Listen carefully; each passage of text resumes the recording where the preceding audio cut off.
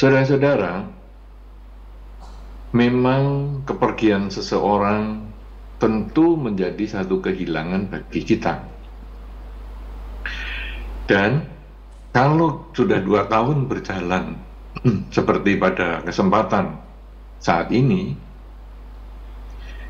kehilangan itu kadang-kadang sudah mulai dapat kita atasi rasa kehilangan itu, dan kemudian kita mulai menjalankan kehidupan kita sehari-hari seperti biasa, walaupun tentu seperti yang tadi saya sampaikan, ada rasa kehilangan dan ada upaya untuk mengganti, memperbaiki. Jadi kalau dulu biasanya mendiang melakukan ini, tetapi karena sekarang sudah tidak ada, maka siapa ya yang harus menggantikan tugas-tugas mendiang yang secara khusus itu? Karena bagaimanapun juga, kesedihan atas kepergian mendiang tidak dapat berlarut-larut.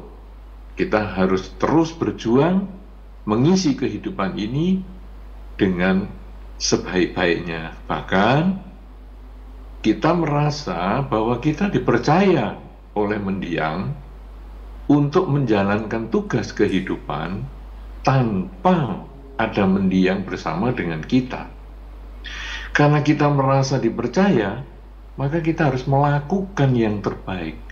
Sehingga pada saat nanti kita selesai juga tugas kehidupan kita di kehidupan ini, kita merasa sudah melakukan sesuatu yang terbaik walaupun tanpa mendiang. Nah, inilah sebetulnya yang menjadi satu makna utama kepergian mendiang itu. Bukan hanya kita jadikan alasan untuk bersedih, tetapi justru dijadikan motivator, dijadikan penggerak supaya kita itu justru lebih bersemangat daripada sebelumnya.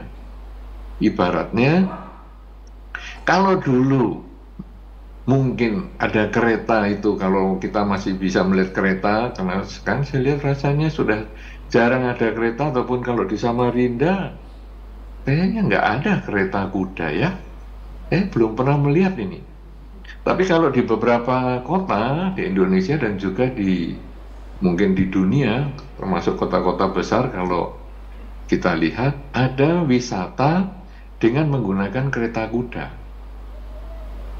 Kemudian kereta kuda ini biasanya dua. Kuda ada satu, ada juga dua. Kemudian ditarik kuda untuk keliling kota atau keliling ke tempat-tempat wisata tertentu. Nah, kalau sekarang kereta kuda yang mestinya ditarik oleh dua kuda ini kemudian hanya satu kuda, maka kuda yang satu ini harus kerjanya lebih keras untuk memperoleh kecepatan kereta yang sama apabila ditarik oleh dua ekor kuda. Demikian pula dengan kepergian mendiang.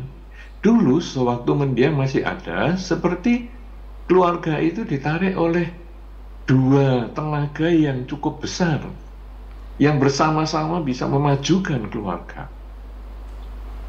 Nah, itu yang kita harus syukuri, bahwa dulu ada mendiang kita bisa barengan ya. Nah, kemudian mendiang tidak ada. Wah, tentu sedih sekali. Kita masih ingat 2 tahun yang lalu, saya pun juga mengisi acara ini juga secara online, karena sejak itu memang saya selalu mengisi online.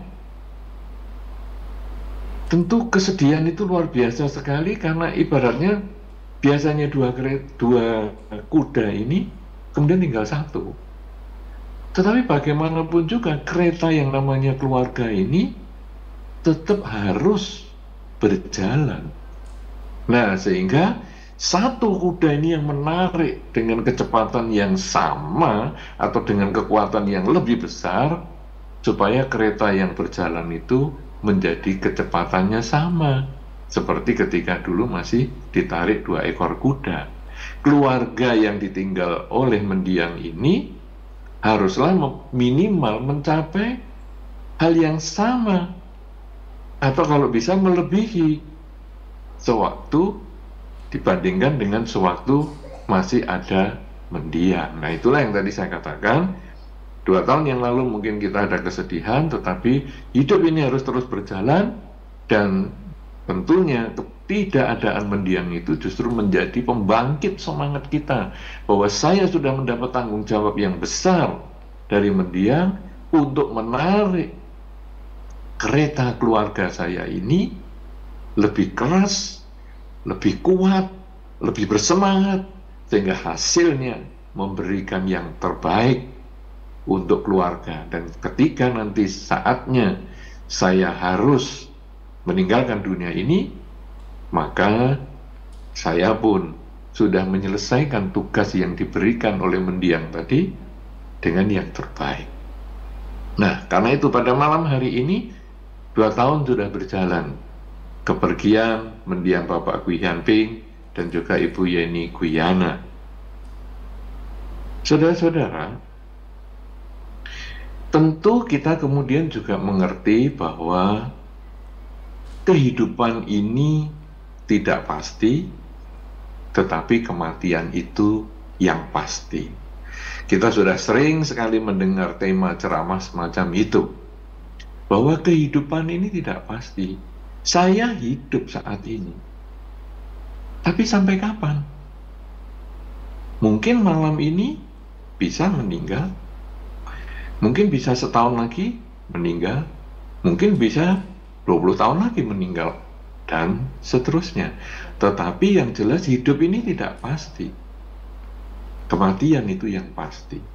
Kalau mendiang sudah menjalankan tugasnya selama hidup, kemudian sekarang sudah tidak bersama-sama dengan kita lagi, maka kita pun juga kemudian menyadari hidup ini tidak pasti.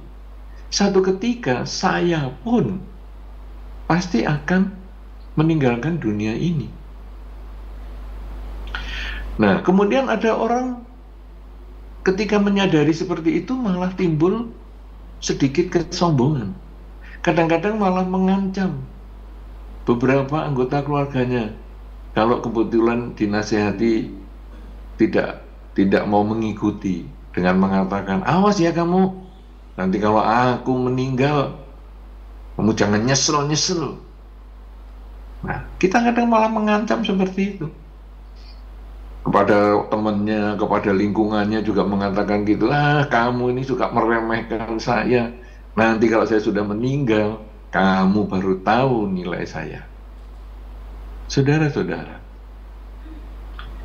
kesombongan semacam itu sebetulnya tidak begitu bermanfaat. Kesombongan itu hanya menakut-nakuti pihak lain, tetapi pada kenyataannya tidak memberikan manfaat sama sekali pada waktu kejadian yang sesungguhnya. Buktinya apa? Memang pada saat kedua mendiang ini 2 tahun yang lalu berangkat ataupun pergi meninggalkan dunia, kita merasa sangat kehilangan. Tetapi karena harus hidup ini berjalan terus-menerus, maka akhirnya ya dalam 2 tahun ini kita mulai bisa membiasakan diri. Dalam keluarga tidak ada lagi mendiang. Demikian pula dengan kita. Kalaupun kita ngancam-ngancam, kamu nanti kalau nggak ada bakal menderita dan sebagainya, betul. Pada saat kita nanti meninggalkan dunia ini, mungkin mengagetkan lingkungan kita, mungkin membuat kita menjadi, waduh, sulit sungguhan ini ya, karena tidak ada beliau. Tapi itu hanya berjalan beberapa waktu. Kemudian setelah itu, ya hidup jalan lagi secara biasa. Dan kadang-kadang kita hanya diingat pada saat peringatan-peringatan semacam ini. Oleh karena itu kesombongan bahwa kalau nggak ada saya, kalian itu bakal menderita, sebetulnya itu tidak perlu kita ucapkan. Karena itu hanya meningkatkan rasa kebanggaan sendiri, tetapi sesungguhnya tidak ada manfaat sama sekali. Nah, oleh karena itu saudara-saudara, kita kemudian lalu merenungkan, wow, berarti saya ini tidak terlalu bernilai di dalam kehidupan ini. Karena seperjuangan apapun juga, nanti kalau saya sudah meninggal, orang ya akan lupa juga sama saya. Paling ya diingat ya sesekali saja untuk dijadikan bahan pembicaraan. Tapi mereka sudah tidak merasa kehilangan.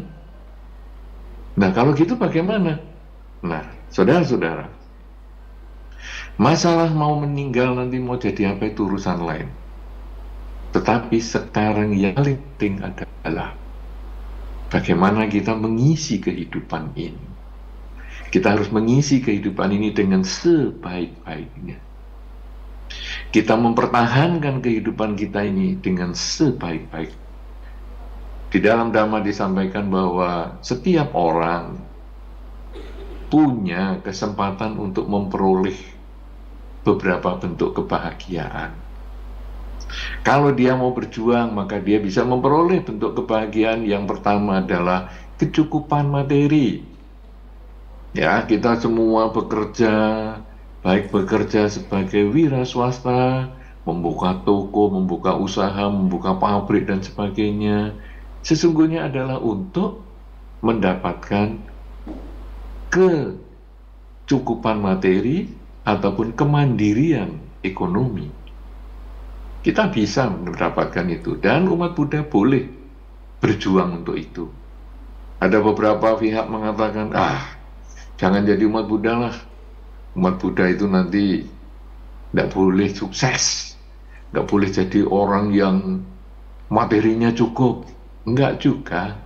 Umat Buddha boleh sukses, karena itu yang bisa dicapai oleh seorang umat Buddha. Diperbolehkan asal tindakannya, usahanya sesuai dengan Dharma.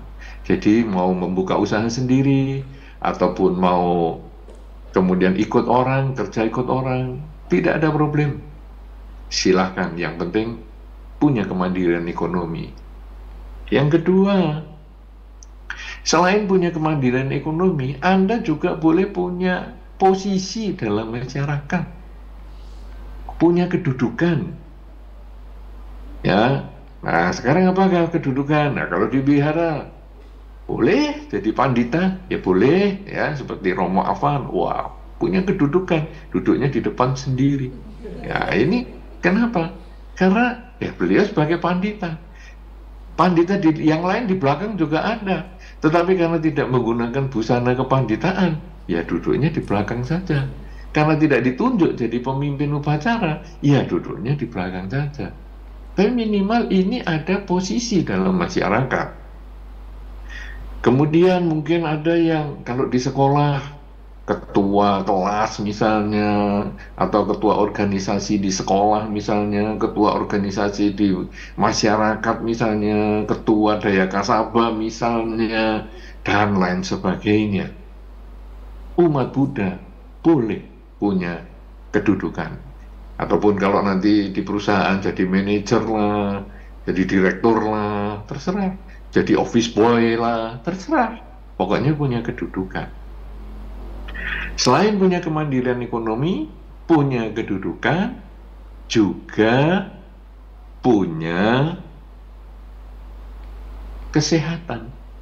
Jadi berusaha umat Buddha ini umurnya boleh panjang. Ya, jadi ada orang mengatakan, hidup ini kan tidak kekal, kemudian juga hidup tidak pasti. Jadi sudahlah, hidup kita nggak usah terlalu dijaga. Keliru.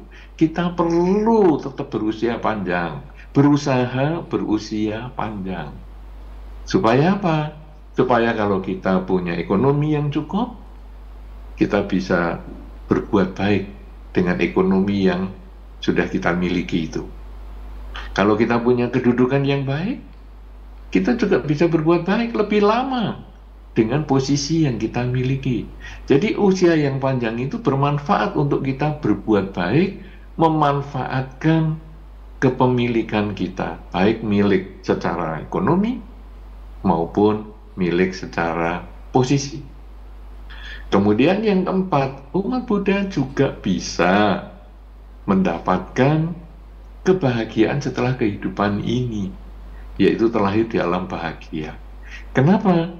Karena dia kecukupan ekonomi dan dimanfaatkan untuk waktu yang panjang, dia punya posisi yang baik, dimanfaatkan untuk dalam waktu yang panjang, maka setelah kehidupan ini selesai, dia bisa terlahir di alam bahagia. Nah, sekarang mungkin saja Bapak Gui Yanping dan Ibu Yeni Guyana dalam kehidupannya tentu kita sudah tahu memiliki kecukupan ekonomi, kemudian juga mempunyai posisi yang baik di masyarakat maupun dalam keluarga. Dengan usianya beliau semasa hidupnya selalu mengisi kebaikan, memanfaatkan kondisi ekonomi maupun posisinya, maka setelah beliau tidak ada bersama kita, kemungkinan juga beliau akan terlahir di alam bahagia. Nah, kita pun juga demikian, saudara. Kita yang masih hidup, kita yang masih berusaha berusia panjang, tentunya kita harus berusaha mendapatkan kondisi ekonomi yang baik dan posisi yang baik, dan memanfaatkan itu semua untuk kebahagiaan lingkungan kita, untuk kebahagiaan diri kita, dan untuk kebahagiaan semua makhluk. Saudara-saudara, bagaimana sekarang supaya kita bisa memperoleh kesehatan yang baik?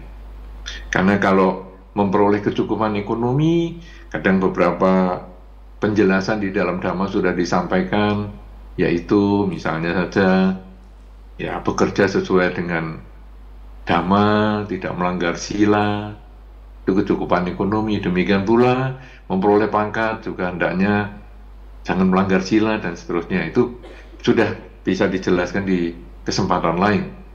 Tetapi sekarang bagaimana supaya kita bisa sehat? Dhamma pun memberikan penjelasan, sehingga kalau kita bisa menjalankan sesuai dengan Dharma yang disampaikan ini, minimal kita bisa memperoleh kesehatan yang cukup, sehingga hidup kita ini dapat kita manfaatkan. Karena di dalam Dhamma pernah disampaikan, tidak sakit itu adalah keuntungan yang terbesar. Jadi kesehatan itu keuntungan yang terbesar. Kita bisa kaya raya, kita bisa punya posisi yang tinggi, tapi kalau sakit-sakitan, untuk apa? Kita akan merasa, aduh, badanku jalan ke sana saja sakit, berbaring juga sakit, walaupun duitnya banyak, tapi nggak ada gunanya.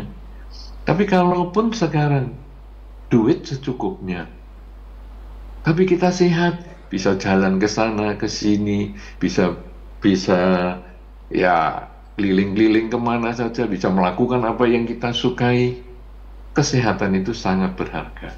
Karena itu di dalam Dhamma dikatakan, tidak sakit itu adalah keuntungan yang terbesar.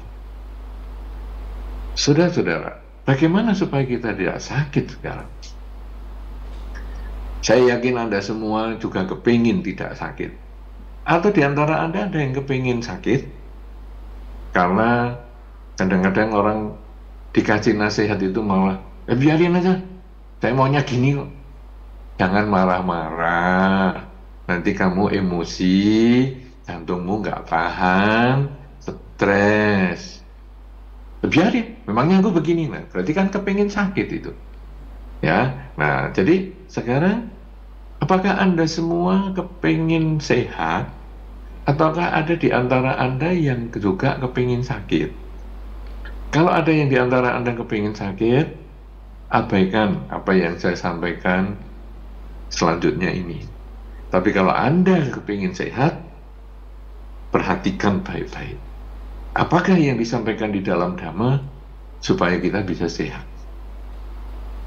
Saudara-saudara, hal yang penting di dalam Dhamma yang perlu kita miliki untuk tidak sakit adalah ketenangan pikiran. Jadi banyak penyakit yang sekarang juga sudah diketahui oleh umum timbul justru dari pikiran. Kadang-kadang kita kan nggak enak ya, kepala kok pusing ya, perutku sakit nih, duh napasku sesak ya, malam aku kok ya tidak bisa tidur, kemudian makan juga nggak begitu enak, kemudian kita pergi ke dokter, dokter periksa kita semua, check up semua, kemudian dokter mengatakan nggak apa-apa sih kamu. Loh dok, kok nggak apa-apa gimana? Oh jelas saya nggak enak kok ini, jelas saya kepala sakit, perut sakit, napas sesek, kok katanya nggak apa-apa? Terus dokternya menjawab, iyalah, kamu stres. Nah, jadi penyakit ternyata dari stres itu. Ada juga yang, aduh, asam lambungnya sampai naik, sampai ke leher. Kenapa? Stres. Jadi nomor satu di dalam Dhamma, kalau Anda ingin sehat, hindarilah stres. Pikiran dijaga. Bagaimana sekarang menjaga pikiran ini? Ini kan tidak semudah yang diomongkan.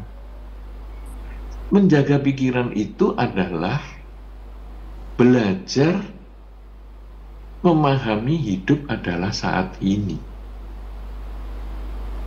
Jadi, pikiran kita gelisah, pikiran kita kacau. Ini sebetulnya adalah karena kita tidak bisa menetapkan pikiran kita pada saat ini. Pikiran kita bergerak ke masa lalu maupun masa depan terus-terusan. Apakah masa lalu itu tidak penting? Penting. Tetapi itu hanya kenangan untuk dijadikan pelajaran. Oh, dulu saya punya kesalahan seperti itu ya. Oke lah, saya perbaiki supaya di masa depan menjadi lebih baik dan saya terhindar dari kesalahan yang serupa. Di masa lalu saya pernah punya kesuksesan seperti itu. Oke, kalau gitu saya jadikan pelajaran supaya di masa depan saya bisa menjadi lebih baik dan saya bisa mengulang kesuksesan yang sama. Jadi masa lalu itu menjadi pelajaran yang baik untuk kita tingkatkan di masa sekarang demi masa depan. Yang buruk kita perbaiki di masa sekarang untuk tidak terulang di masa depan. Kemudian masa depan ini sendiri juga belum datang. Masa depan itu masih impian, masih khayalan. Aduh, besok mau ngapain ya? Itu masih dalam bentuk pikiran. Nanti minggu depan mau ngapain ya? Itu masih bentuk pikiran. Setahun lagi mau ngapain ya? Itu masih bentuk-bentuk pikiran. Tetapi kita tidak boleh mengabaikan juga. Karena hal-hal yang baik di masa depan, yang kita duga baik di masa depan, kita harus mulai saat ini melakukan persiapan. Sehingga kalau di masa depan itu ada potensi kebahagiaan, maka kalau kita mulai dari sekarang, kebahagiaan itu menjadi lebih besar di masa depan daripada yang kita bayangkan. Sebaliknya, kalau di masa depan itu kita ada potensi kurang bahagia, maka kita harus persiapkan mulai sekarang supaya di masa depan kalau terjadi sesuatu tidak semenderita yang kita bayangkan. Jadi, walaupun masa depan itu belum datang, tetap kita harus persiapkan mulai sekarang. Masa lalu sudah lewat, tetap kita perbaiki di saat ini. Jadi, orang yang stres itu karena pikirannya hanya melari ke masa lalu dan masa depan, meninggalkan badan di saat ini. Badan selalu pada saat ini, tetapi batin bisa pada masa lalu, bisa masa depan. Contoh yang paling gampang adalah Anda saat ini. Saat ini Anda duduk di wihara Mula Dharma.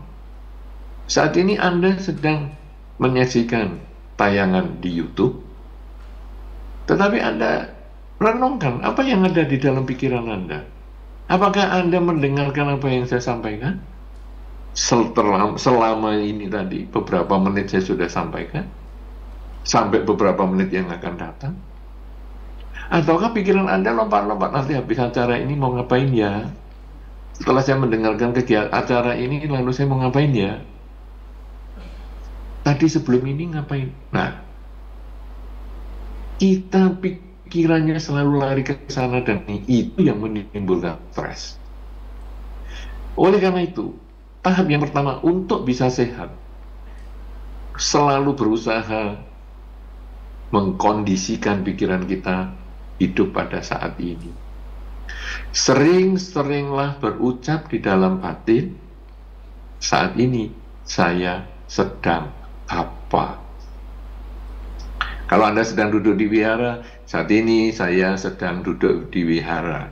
Saat ini saya sedang mendengarkan melalui speaker pembahasan tentang bagaimana meraih kesehatan dalam hidup ini, agar saya bisa umurnya panjang, agar saya bisa berkarya lebih banyak. Kalau Anda yang sedang menyaksikan YouTube, baik tayangan langsung maupun rekaman, Anda juga sadari saat ini saya sedang menonton tayangan YouTube ini. Saya berusaha fokus pada yang saya lihat, sehingga saya bisa memahami segala yang disampaikan. Kalau Anda sudah sering mengucapkan dalam batin saat ini saya sedang apa, hidup Anda sudah berpotensi usia panjang. Hidup Anda berpotensi sehat. Obat yang paling murah adalah selalu mengatakan dalam batin kita, saat ini saya sedang apa. Obat yang murah kalau kita sakit, vitamin yang paling murah mencegah kita sakit. Saudara-saudara, itu adalah yang pertama. Saat ini saya sedang apa? Berusaha menenangkan pikiran. Yang kedua, di dalam Dhamma disampaikan untuk kita berusia panjang, bedakanlah kebutuhan dengan keinginan. Kalau tadi sehubungan dengan kemampuan kita mencari kemandirian ekonomi, saya punya uang nih, mampu nggak kita membeli hal-hal yang sesuai kebutuhan, bukan hanya karena keinginan. Kadang-kadang karena anggaran kita terbatas, tetapi karena kita melihat teman kita bajunya lebih bagus daripada kita, HP-nya lebih bagus daripada kita, kendaraannya lebih bagus daripada kita, rumahnya lebih bagus daripada kita, dan seterusnya dan seterusnya. Kadang kita memaksakan diri, padahal HP kita masih cukup baik, baju kita masih cukup baik, rumah kita masih cukup baik, tetapi karena keinginan kita kemudian membeli yang baru. Keinginan itu tidak pernah ada batasnya, karena keinginan adalah bagian dari ketamaan kita. Tapi kalau kebutuhan, itu ada batasnya. Ya, HP saya sudah cukup lah untuk kebutuhan ini. Ya cukup. Tidak usah ganti lagi, walaupun temannya pada ganti, HP jadulku ini masih cukup kok. Bajuku masih cukup. Walaupun teman pada beli baru, ini masih cukup. Ketika Anda bisa mengatakan cukup atas kebutuhan Anda, hidup Anda tenang, umur Anda menjadi panjang, kesehatannya menjadi bagus. Tapi kalau hidupnya isinya tidak cukup karena keinginan yang ingin Anda wujudkan, yang ingin Anda capai, keserakahannya selalu muncul, hidupnya akan stres. Dan akhirnya, walaupun saat ini saya sedang apa, akhirnya yang muncul adalah saat ini saya ingin mobil baru, saat ini saya ingin rumah baru, saat ini saya ingin baju baru, dan seterusnya. Dan akhirnya justru malah jadi stres. Dan akhirnya kita sakit-sakitan. Jadi, kalau saya sudah bisa belajar hidup pada saat ini saya sedang apa. Kemudian yang kedua, membedakan kebutuhan dan keinginan. Maka dua hal ini saja kita sudah menjadi lebih sehat. Apalagi ada yang ketiga, yaitu menjaga makanan. Di dalam Dhamma disampaikan bahwa makanan ini penting untuk menjaga supaya kita ini bisa bertahan hidup. Tetapi kalau terlalu banyak, berlebihan, malah menimbulkan penyakit. Nah, jadi makanan ini harus kita jaga. Kalau makanan yang masuk ke tubuh kita ini tidak kita jaga dan akhirnya kita sakit, maka dokter kemudian akan mengatakan, kurangi ya makanan ini. Misalnya, wah gulanya kok tinggi banget nih kamu. Kemudian dokter mengatakan, kurangi makanan yang manis-manis. Kenapa? Karena mungkin di awal-awal kehidupan, bertahun-tahun kita makan yang manis-manis, yang mungkin tidak terlalu dibutuhkan oleh tubuh sebanyak itu. Akibatnya tubuh kita kelebihan kadar gula. Dan akhirnya dokter mengatakan kurangi gula. Demikian pula dan kurangi garam, kurangi ini, kurangi itu. Kenapa? Karena kita tidak bisa menjaga mulut kita. Kita hanya makan yang kita inginkan, bukan makan yang kita butuhkan. Di dalam Dhamma sudah dibiasakan kita berpuasa setelah jam 12 siang. Sebetulnya itu adalah untuk menjaga bahwa kita sudah cukup. Anda tentu tahu para biku, semua yang di depan Anda maupun yang tidak di depan Anda pun, dimanapun saja, para biku makan sebelum jam 12 siang. Dan cukup bisa bertahan hidup sampai bertahun-tahun, puluhan tahun bahkan. Artinya bisa. Nah, kenapa kita harus mengisi lagi kebutuhannya, mengisi lagi sesuai dengan keinginan? Kadang sambil nonton televisi masih ngemil ke sana ke sini, kadang nonton YouTube di rumah masih ngemil sana ngemil sini. Untuk apa? Coba kita berhenti mengendalikan makanan yang masuk agar kita menjadi lebih sehat. Nah, jadi menjaga pikiran agar hidup pada saat ini penting. Ulangi terus, saat ini saya sedang apa. Kemudian yang kedua adalah bahwa kebutuhan yang kita penuhi, keinginan kita boleh kurangi. Jadi membedakan kebutuhan dan keinginan. Kemudian yang ketiga, makanlah sesuai kebutuhan. Karena banyak penyakit muncul karena makanan. Kemudian yang keempat, istirahat yang cukup. Istirahat ini penting sekali, saudara. Karena kalau Anda kerja terus, lama-lama ya sakit. Anda punya kendaraan, kemudian digeber terus dari Samarinda Balikpapan, Samarinda Balikpapan, terus tidak pernah berhenti selama 2 hari, 3 hari, seminggu, 2 minggu, sebulan, 2 bulan, tanpa istirahat. Kendaraan aja bisa rusak. Apalagi tubuh manusia. Kadang-kadang Anda kepingin punya kecukupan ekonomi, kemudian Anda kerja keras sampai tidurnya berkurang banyak sekali. Waktu istirahat dan waktu kerjanya tidak sebanding. Akhirnya tubuh ini menjadi makin lemah, makin lemah, makin lemah, dan akhirnya sakit. Dan akhirnya juga nggak kuat. Tapi kalau males-malesan ya sama. Males-malesan, mager, males gerak, cuman baring-baring, ya, kemudian semuanya pakai remote, jadi mau nonton televisi remote, kemudian AC remote, kemudian lampu remote, jadi kita ini tidak gerak kemana-mana. Kemudian kalau kita pakai pengukur langkah, Sehari langkahnya cuman nggak sampai 30 langkah, karena hanya ke toilet, toiletnya pun mungkin sekarang pakai remote.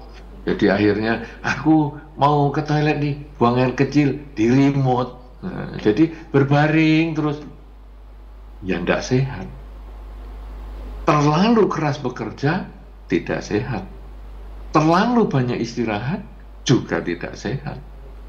Jadi ideal lah antara kerja dan istirahat ini yang secukupnya, sehingga nanti kita juga kesehatannya bagus, prestasinya meningkat, umurnya panjang. Nah, saudara-saudara, kita sudah tahu sekarang ada 4 hal yang kita sudah harus lakukan untuk menjaga kesehatan kita, yaitu hiduplah pada saat ini sedang apa, bedakanlah keinginan dan kebutuhan. Yang kita penuhi ini adalah kebutuhan. Kemudian pilihlah makanan sesuai kebutuhan, jangan hanya karena keinginan. Kemudian tidur juga kebutuhan, kerja juga kebutuhan, disesuaikan seimbang antara tidur dan kerja, yang tiap orang berbeda keseimbangannya. Jadi ada orang yang tidur 8 jam sehari, tapi ada orang yang tidur 6 jam sudah cukup, ada orang tidur 4 jam sudah cukup. Nah, ini tentu setiap orang punya kebutuhannya masing-masing. Dan akhirnya yang kelima, saudara, Dhamma tidak pernah melupakan, yaitu pelaksanaan sila. Belajar melaksanakan kemoralan dalam kehidupan sehari-hari, tidak membunuh, tidak mencuri, tidak berzina, tidak bohong, dan tidak mabuk-mabukan minimal. Karena dengan melaksanakan sila itu, kita terhindar dari stres. Kalau kita sudah mencuri data mungkin, mencuri barang mungkin, maka kita ini kadang mau tidur aja jadi sulit. Karena kita jadi kepikiran, nanti tahu nggak ya orang itu kalau barangnya saya yang ambil. Kalau kita mau pakai barang yang curian itu, nanti kita juga khawatir, nanti kalau ketemu yang punya gimana ya. Demikian pula berbohong, kadang-kadang kita juga mikir, ini kalau nanti saya bohong orang lain tahu gimana ya. Atau dulu saya pernah bohongi omongan apa ya, sekarang ditanya lagi. Kadang-kadang kita ditanyakan, kendaraanmu ini harganya berapa? Wah, kita membesarkan harganya supaya kita kelihatan jadi orang sukses. Wah, harganya segitu. Kemudian satu ketika kita ditanya orang yang sama, dulu berapa itu ya harganya kendaraanmu? Wah, kita jadi bingung. Wah, dulu saya bohong ya, tapi dulu saya bohong harganya berapa ya? Nanti ketahuan kalau saya bohong. Jadi pelanggaran sila itu menimbulkan stres tambahan. Oleh karena itu, saudara-saudara, di dalam Dhamma tidak melupakan bahwa pelaksanaan sila ini juga sebagai salah satu unsur supaya kita juga sehat. Pelaksanaan sila menjadi salah satu unsur supaya kita umur panjang. Apalagi kalau sila bukan hanya 5 sila, tapi sila misalnya. Ya, kita ada 8 sila. Yang salah satunya juga berpuasa setelah jam 12 siang dan sebagainya. Apalagi yang mungkin sudah menjadi samanera sila, yang biku sila dan sebagainya. Maka kesehatan itu akan menjadi lebih baik. Nah, 5 hal inilah, saudara, yang perlu kita miliki, yang perlu kita latih di dalam kehidupan kita sehari-hari agar kita sehat. Kalau kita sudah sehat, kita berkarya terus-menerus, maka kemandirian ekonomi, pangkat yang cukup, kita bisa manfaatkan dengan baik. Dan pada saat usia kita selesai nanti, maka kita punya potensi terlahir di alam bahagia. Keluarga yang ditinggalkan pun, kalau nanti kita sudah banyak berkarya, mungkin mereka masih ingat, mereka masih melimpahkan jasa untuk kita, masih ikut peringatan-peringatan kematian kita, silakan.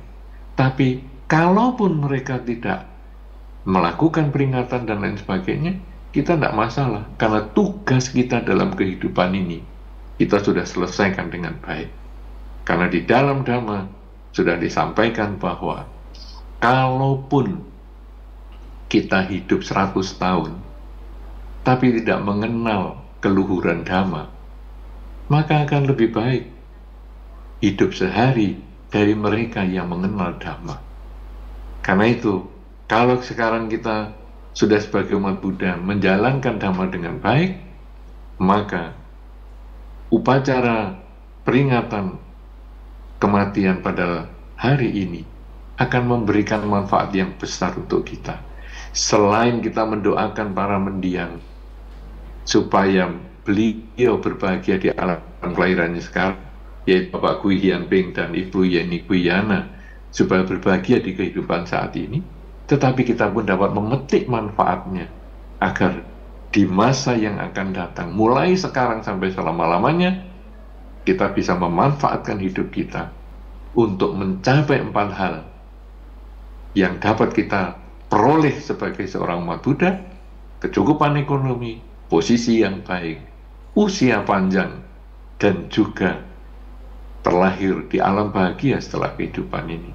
Dan usia yang panjang dapat dicapai kalau kita sehat dengan melaksanakan hal-hal yang tadi sudah disampaikan, yaitu hiduplah pada saat ini, belajar berusaha selalu mengulang dalam batin saat ini sedang apa, membedakan kebutuhan dan mengurangi keinginan, memenuhi kebutuhan, mengurangi keinginan, kemudian juga makanlah sesuai dengan kebutuhan, jangan hanya memuaskan keinginan, kemudian juga beristirahatlah yang cukup, dan laksanakanlah sila dengan baik.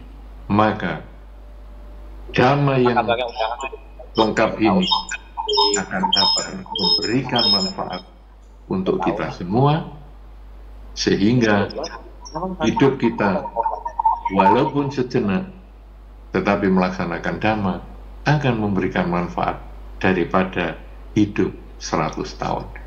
Semoga segala yang disampaikan pada kesempatan ini memberikan manfaat, khususnya untuk kebahagiaan Bapak Gui Hian Ping maupun Ibu Yeni Guyana di alam kelahiran yang sekarang. Semoga keluarga yang ditinggalkan juga memperoleh kesehatan, kekuatan, dan kesuksesan untuk melanjutkan kehidupan tanpa para mendiang. Semoga kita semua yang hadir di Wihara Mula Dharma maupun yang menyaksikan acara ini melalui media YouTube, semoga selalu sehat, selalu sukses, dan selalu berbahagia. Semoga semua makhluk, baik yang tampak maupun yang tidak tampak, akan selalu memperoleh kebahagiaan sesuai dengan kondisi karmanya masing-masing. Sabbe sata bhavantu sukitata.